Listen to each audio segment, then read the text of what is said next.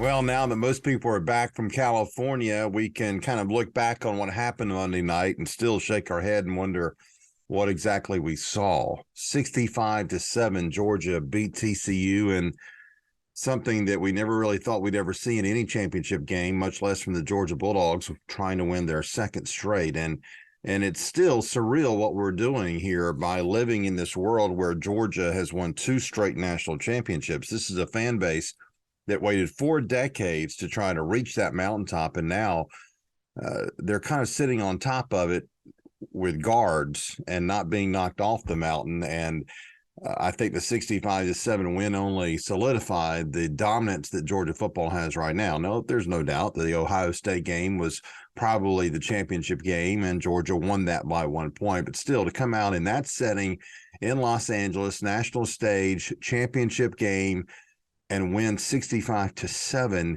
dominantly. I mean, it was like it was a cash for clunker game, not a national championship game. And I know there's going to be talk about, well, it's a cheap championship because it was TCU and they shouldn't have been there.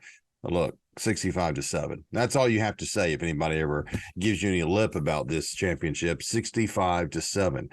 The dominance that displayed what by the Bulldogs was really indicative of what their last 2 years has been, showing their depth and the fact that they are so talented across the board. There's really no weakness with this team, and that's why they won the championship. Even the weakness that they had against LSU and Ohio State, I think they locked it down when they just shut down the runner-up for the Heisman Trophy and Max Duggan, and just did not let that receiver that we heard all about for a week, Quentin Johnston, do anything. 1 catch for 3 yards, which was incredible. Duggan actually made more completions to Javon Bullard of Baldwin than he did to his own big-time star receiver. So Georgia is at the top of the mountain, and look, there's 2 main reasons for this.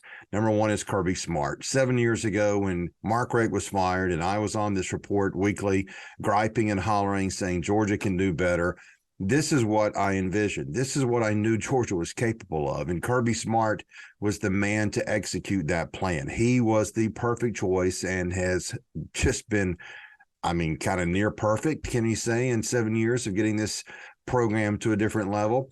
And then Stetson-Bennett. The story of Stetson-Bennett is beyond a movie now. I think they have to have a TV series, hopefully on NBC, that will be very, very highly watched by fans who want drama and a tremendous story, because this is about the best story you will ever hear about. And I'm not kidding that statue fund needs to begin. There needs to be a statue in Athens or Blackshear or Macon or every city in the state for this kid.